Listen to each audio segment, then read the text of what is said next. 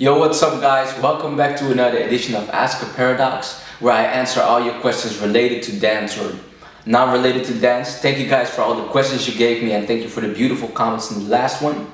Before I start with the new questions, Before I start this Ask a Paradox, I want to say, when you ask questions, please ask them in the comments below. Don't send it to my Facebook, Instagram, whatever else, or my email. Please put them down here in the box below every time I do a video, because the idea is to not have all the questions scattered across my network. Otherwise, sometimes I will miss a question, lose one, or can't see it. And this way I can see all questions and can systematically go over all of them. Also, have I said that I'll be doing videos every Friday, but the last video I did last Friday was blocked in several countries. So I put it on my Facebook account, and I'll put a link in the description, and I put a link at the end of the video where you can go to that video and still see it. So without any further ado, let's get into the questions. So the first question is from Shane van Dijk. He's like a new school dancer in my own country in Holland. So shout out to you, man. He asked the following: Hey Kevin, what's up?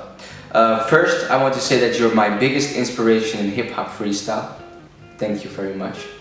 My question is, when you create or have a character, when do you use them or use one? And do you use 3 characters in one battle, or do you choose one character and just use one character in a battle? So Shane asked me something about characters in dance. I think it's good to first talk about what a character really is for people who don't know. A character is a person's personality, the way they feel, think, and behave. So when we talk about character in dance, we talk about expressing the feelings, behavior, and whatever of our own person. In dance, we have 2 types of characters. We have our personal character, and we have a character of another person.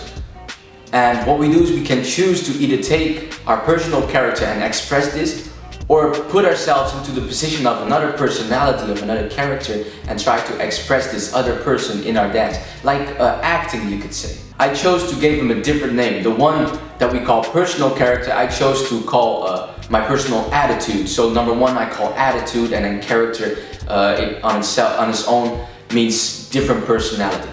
The one that Shane is talking about is probably this one, the other person. Creating a different personality for yourself and trying to get into that person and express a complete different being, you could say. Now when we have a character, we have different types of characters and different ways to create a character. And I'll try to state a few of them so that you can have a better picture of what a character is. So the easiest way to explain creating a character or becoming a character is, for instance, taking personalities from TV or cartoons, right? So if I, for instance, would take Jack Sparrow and would try to become Jack Sparrow and dance like Jack Sparrow, what would my movement look like? How would I behave and approach dance? I would create something completely different and completely new, and give people a different type of story with my dance, which is interesting and fun to do. Or a cartoon, what if I would be Batman, for instance? When they teach kids to do b-boy, for instance, when you have this step, right, that basic step that they do,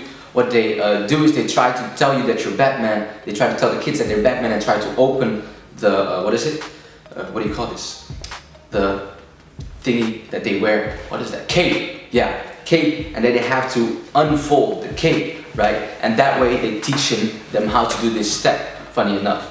So this helps you to actually develop something. The characters are worth something. Another way to build characters, for instance, very simple, taking animals or whatever, real life things you can see, can find real life other characters than your own and try to get into them and get into their way of moving, you could say, and behavior. Number 3 is taking stereotypes. Maybe, for instance, a drunk man, right?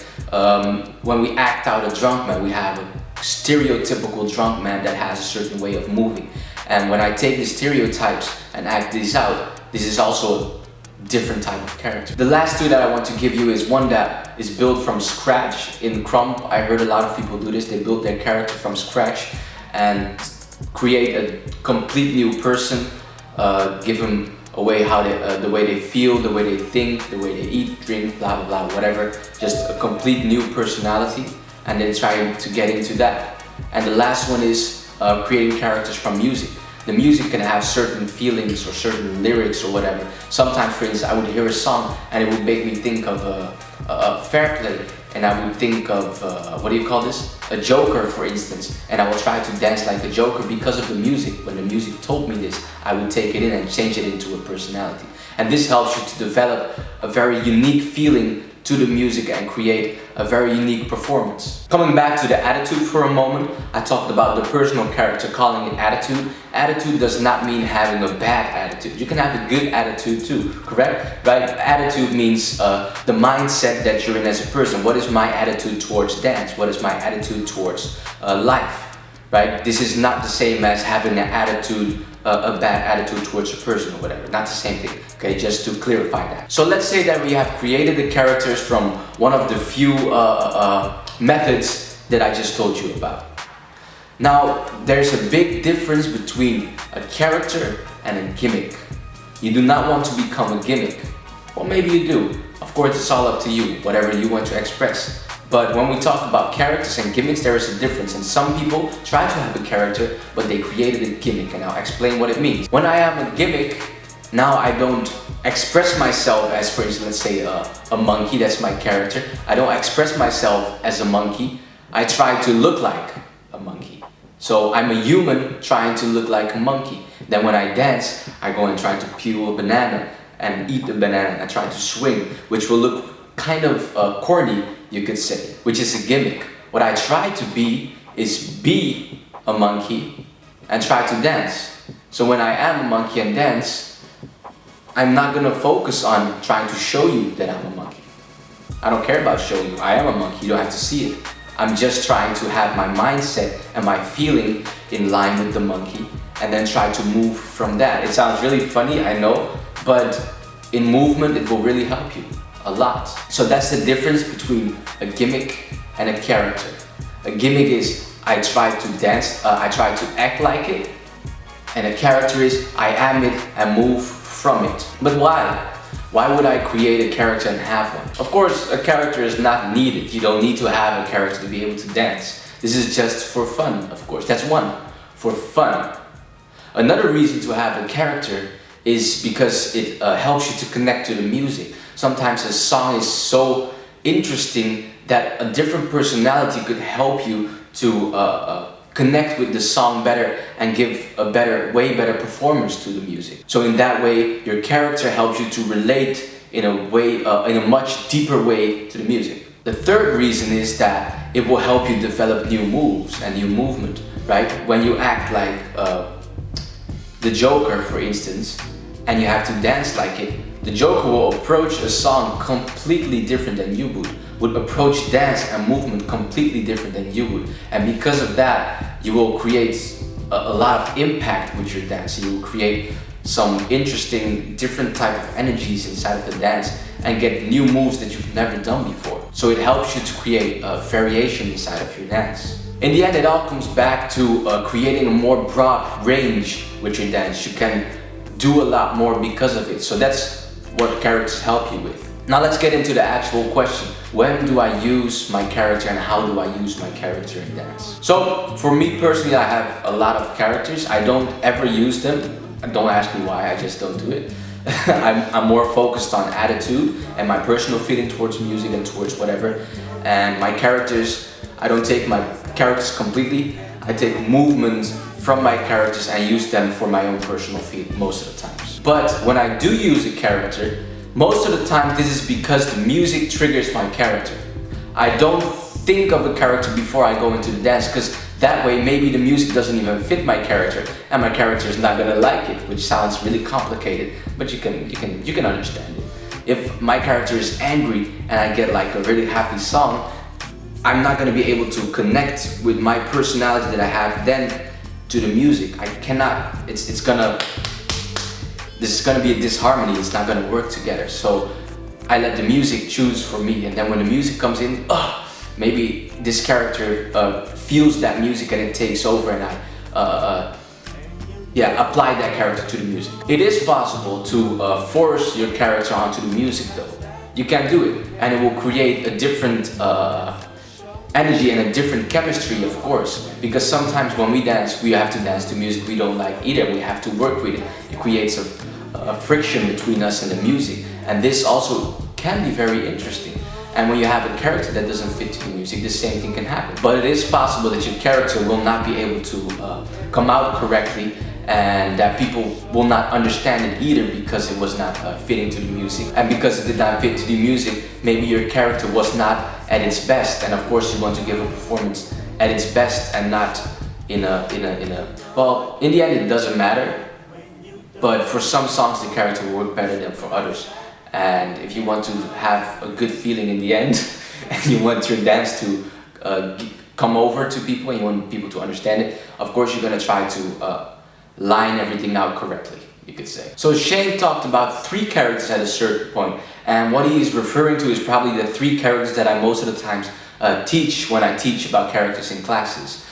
These are called the rugged, the gentle, and the robot. And these are 3 characters that I used when I started dancing a few years ago. Didn't start dancing, started dancing hip hop and developing myself technically. So I started dancing way back, but doesn't matter. Basically, these 3 characters I created because of music. When I heard the music, I noticed that when I would listen to hip hop, I always would have 3 different types of songs. Either I would get a beat, I would get a soulful song, or I would get like a raw hip hop type of song. And for me, it made sense to create these characters: a gentleman to the soulful music, a robot to the beats, and a rugged man to the hip hop, raw hip hop music. This helped me to develop skills and develop techniques, or develop feelings, emotion, behavior that fitted the music, you could say. And he asked about me choosing one of these characters, or using all 3 in one song. So what I used to do, I used to always switch in one song in these 3 characters. So basically I would always take the approach of the character to the music, and then switch, and then take his approach, and then switch and take this one's approach. So first I approached the music as a robot, then as a gentleman, and as a rugged man. And it would help me to create a lot of variation in my dance and stay interesting for people to watch, because every time the story would change. But in the end, there's no real formula and no real perfect way to do it. Sometimes a song asks you to do more, sometimes a song asks you to not do it at all and be yourself, and sometimes a song asks for one. It is all about feeling that this is something that should come naturally and you should feel. You have to just practice them more and more and more, and also try to dance like yourself more to be able to understand the different feelings that you have as different persons, you could say. It sounds so difficult, I know, but I really hope you guys can understand what I'm saying. The last thing I want to say is this: before you go into character, to me personally, it's really important to get into your attitude. So first approach dance and music, whatever song it is and whatever music it is, whatever dance it is, as yourself, and try to get your true feeling and your true personality across in that music and that motion. For me, it's very important to first learn about yourself and teach yourself or learn from yourself what you like and what you feel and what you know and what your emotion is, before you get into other personalities and create different types of characters for yourself. That's my own personal feeling, of course, and this doesn't work the same way for everyone, and that's okay, because dance is completely free. There is no rules to dance. There's only headlines that can help you to get better, and I'm trying to give you some headlines that help me. So I really hope this question, I answered the question correctly for you. I really hope it's useful. I really hope it's useful to you. And yeah, I hope to see you in the cypher or somewhere else, and we can talk a little bit more. So thank you very much for the question, and I hope it helps a lot of people who are watching the video. Thank you. So the next question is from Martin Katarov. He asked this: Hi Kevin, so I wanted to ask you this question right after the first Q&A. Why don't you use any of the flips that you know, like for instance the 540 kick, when you dance, for a blow up for instance? This question comes from a b-boy, and I'm genuinely curious because I, as a b-boy, am always amazed by the way hip-hop dancers dance, and like adding little steps or details to my dance from hip-hop. I feel like it makes it more diverse. Vice versa, I've seen so many hip-hop dancers who incorporate certain b-boy moves, and sometimes it really looks good. In your case, with your experience and understanding of the dance, I believe you'll be able to combine these elements really good together, but I've never seen you do it. So there must be a reason why you don't perform them. P.S. Don't get me wrong, of course, I find your style great, intriguing, and with a lot of energy. I don't think you need the flips. I am simply curious. Thank you for the question, and let's get into it. So the reason why Martin asked this is probably because he's seen videos where I do tricking. I used to do tricking when I was younger. I started with martial arts. From martial arts I went to doing a lot of free running. From free running I went back to martial arts, but in a tricking way. And I love tricking. Like this used to be my life, and I really miss it sometimes. But there's a huge reason, or there's a good reason to why I don't do any flips in my dance. Tricking is something like, you could call it extreme martial arts, where you have martial arts where you're allowed to do 360-degree turns, and it doesn't matter if it's horizontally or vertically. So I can do flips, for instance. That's what it is, martial arts with flips. So the reason why, Martin, why I don't use any flips in my dance is because for me they come both from a different type of expression. The light just turned off. Anyway, they both come from a different type of expression. I don't do them with the same reasons. I did tricking for a complete different feeling that I had in my heart and my mind than I do dancing. And I don't want to combine them because I want to keep this feeling separate. This is this, that is that. And when I do this, I want to focus on this feeling, and I don't want to think of a dance move or having it on beat or looking good. I want to just express this, basically. Sounds very simple, I think, and it's a very easy answer, so that's my answer. Also, to me, flips, I don't know, somehow when I dance, I don't feel them. Like, I express my technique, but I express what I feel, the technique that I feel, not all techniques that I know. And it's not about showing what you know, it's about showing what you feel.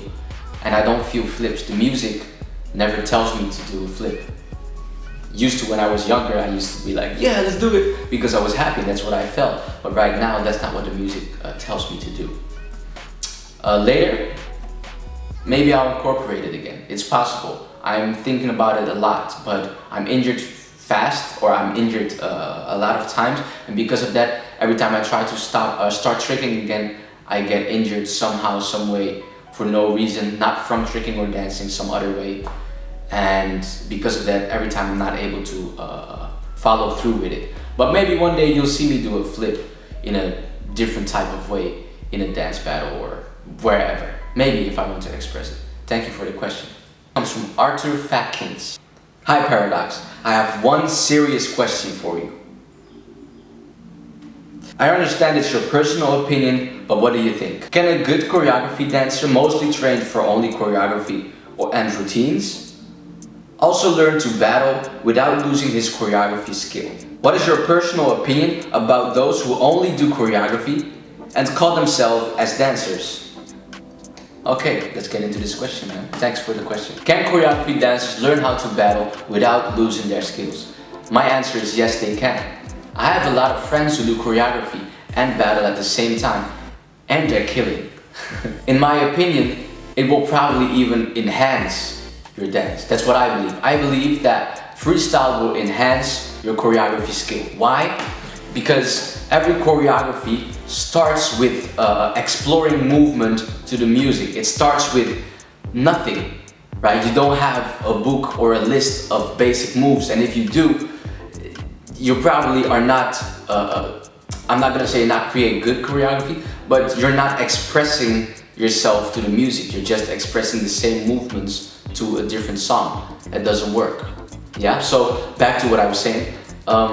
You don't have a book with words that you always use, and you don't look into the book and be like, oh yeah, I'm gonna use this word right now, because it depends on the conversation, it depends on the song. Same thing works with choreography.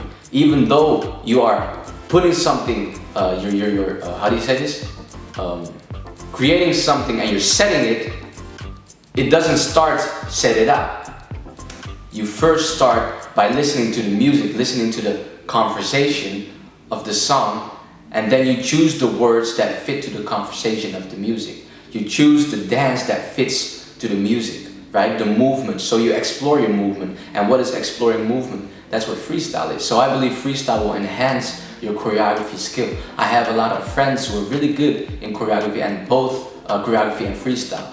Kenzo Alvarez or Sheyun Latugolan or Shay, right? I don't know if you know these guys, and if you don't, check them out. These are friends of mine. Dirty Dutch, we in the same crew. Whoop whoop. Also, I know two other people that freestyle and do choreography, and they actually entered battles as well. These are Ian Eastwood and my good friend Lando Wilkins. Lando Wilkins, when I started dancing, and I started dancing with freestyle, he was, funny enough, one of the first dancers that I looked at freestyling, because he would go into a club and would freestyle all night long.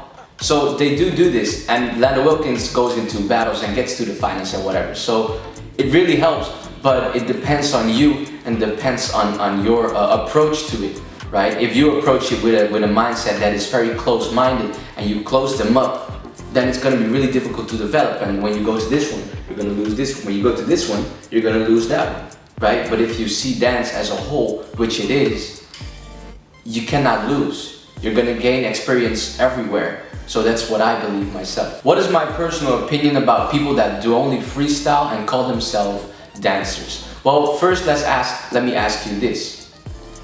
Define a dancer. What is a dancer?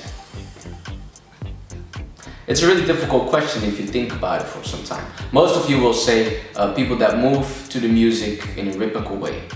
True, definitely true. But what if I dance without music? Then I'm not a dancer anymore. Or maybe I'm dancing to the beat of my heart. It's kind of a philosophical way of looking at it. For me, it's also really difficult, but because basically, for me it's like this. It's pretty easy actually. I believe all definitions are one. Yeah? So dance is not one thing and only being able, you cannot describe dance in only one sentence. This person has a certain vision of what dance is. This person has this. Sometimes they talk about martial arts and they call it the lion's dance.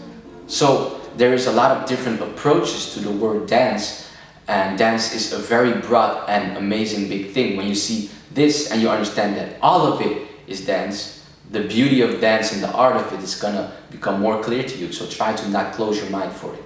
The reason why you ask me this is probably because some people will tell you that you have to be able to dance yourself to be a dancer. You're not a dancer if you only do choreography. And I do understand it, but I can't say that's true.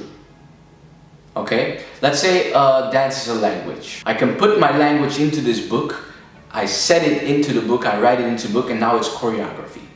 Dance, language, choreography, right? When someone else reads this out loud, he is still reading a language. He is still talking in the language of dance. The difference is, I was the one who put it into creation. I created new words, or I created words with my dance, and they are just speaking the words that they see out loud, you could say. So both of them are talking. Both of them are dancing. Both of them are dancers. We're both speakers.